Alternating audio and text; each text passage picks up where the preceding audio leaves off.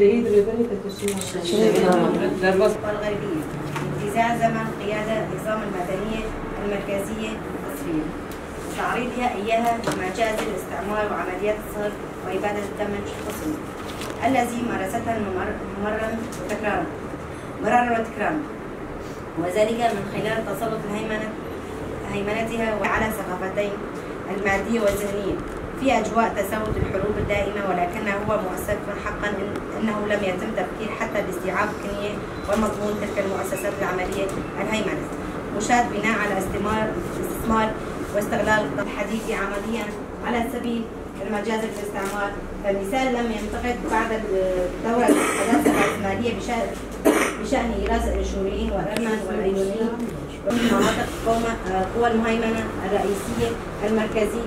أيضا. عندما يكون موضوع الحديث فإن لسان الحداثة الرأسمالية مستحدثة ذلك يتقمص أقنعة، ولكن من دون تسليط الضوء على الهيمنة الرأسمالية العصرية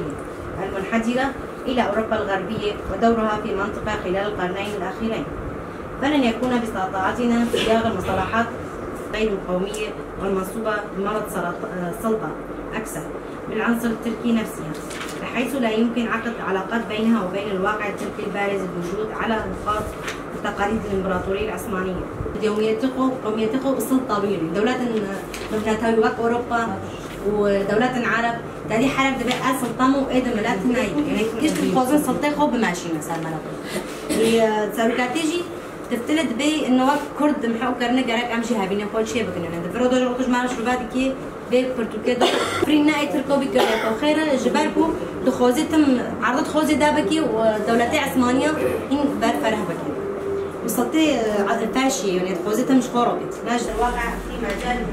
هذا المجلد أخي في مرافعاتي مقدمة إلى محكمة حقوق الإنسان الأوروبية. إن في مرافعات حتى أوروبي دولات الأوروبية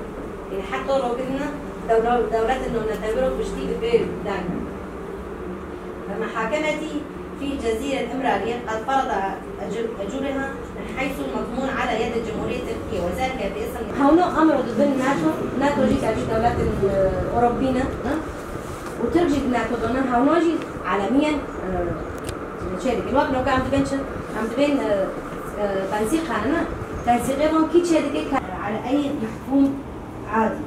وهذا موقف غير عادل ومنافقية القضاء التركي ومعايير المحاكمة حقوق الإنسان الأوروبي بحد ذاتها، فهو بمثابة برهان على استمرار مؤامرات دولية محبوكة حول دعم اللسان على مصالح الحقيقة فضلا عن الكفاحات التي خاضتها الشعوب الأوروبية بأيام سجن على درب الحرية والاشتراكية والديمقراطية. هي نضالات كان أمرا خاصا ومثيرا وعبارة عن رد فعل ودفاعا عن الذات بالسور القرآنية التي حفظتها والتي تقارب 33 سورة حيث لم أتنازل قط عن أكون الطالب المحبب إلى مدرستيه حتى نهاية المرحلة الجامعية. هذا أيضا كان استعراض النوم وكنت ناجحا في هذا الموضوع. في السنة الدراسية الأخيرة من المرحلة الثانوية كنت بدأت بالابتعاد عن التصوف الإسلامي. دبي قرب تجي مينا وياكل كيف تما بدرسينه بالزمان ما هما وقتي المالي من تبذير عندي بالزمان تشتغلي مجدا فيهم كل بيتك شو زماني تشتغلي دبي دما أزر مدرسة أو مدرسة بزمانك يدمر تشتغلي قالوا كم زماني منه وأمي كم زمانها بشتغل دبي مجيه فيمكن وأزل سرفي زماني سكريم بإيمة زماني دايكا مية زماني دايكا مية أمي بزماني دايكا خو بشتغل دبي دورد نقاش يجي دك بشتي بدقيها بالي خو نقاش دك إنه دماغو أم دس بقديه بكن أم دس بكردستاني بكن أم دوزع حق وزماني خو بكن أم دوزع عدالتي وديمقراطيتي بكن دبي قالوا وبمردر كذا يا بمردرنا كذا يان أمامينا شيخ سعيد وآقري وقاضي محمد بن أمي تشر روجي بردوام بكن أمي سير روجي بردوام بكن أمي شيس روجي بردوام بكن دبي أم نزالن أم ترسنت النبي سروك أبو ديس الخوضة تقرينا دبي أزيبيجم يا الله يا خدي وأزيدس بذي قد يبكم وأفقد يبمر بالنجح دبي إجادس بشورة شيدك دس بذي قد يدك إجا هضاري بوفير وعد وزعين منطقة يكيد شنو باطمان يكيد شنو ديار بكر يكيد زام شنو كيدك دبي حرية كاري وهم بما وأذى أذى جبولو دبي جحرت حبا بو بحزارة دركت إيجار وجهلات عناوين ودركت حتى بدولة أوروبية ودركت حتى بجنوب أفريقيا إلو تركيجا منطقي الكيجا باجاري الكيجا قندي دبري خبي ذاك نممكن بهغالي مليتنا يبجي نممكن بفلسفة سروك أبوليتنا يددو نممكن بويك هذا من الفلان دريد تركب خوازن جبولو سروك أو خستك أخو بيت آني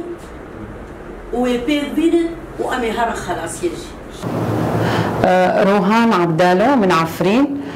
نحن قبل بعفرين وبالشهباء قمنا بقراءة الكتاب القائد مانيفستو الجزء الخامس. كان فيه كتير شغلات حلوة كانت يعني ذاتي نزحنا على الشهباء وكمان بالشهباء قمنا بعملنا ورجعنا قرأنا الكتاب يعني كان كل أسبوع نقرأه مشان النساء كل النساء. نحن برنامجنا الأمة الديمقراطية مو بس نساء الأكراد نحن رايدين كل النساء من ترك وعرب وأكراد وآشور وأرمن الكل يعني لازم يقرأوا هذا الكتاب لأنه القائد هو ضمن السجن كتب لنا 4 أجزاء وهذا الجزء الخامس يعني من نريد ومنأكد أن الجزء الخامس ينقرأ لأن فيه الاختصار تبعية الجزء الأول والثاني والثالث والرابع كله داخل بقلب الجزء الخامس. ونحن نداءنا لكل النساء ومنريد أن يطلعوا ليعرفوا حقهم يعرفوا أن نحن لازم هذا الكتاب ينقرأ على مستوى النساء كافة يعني.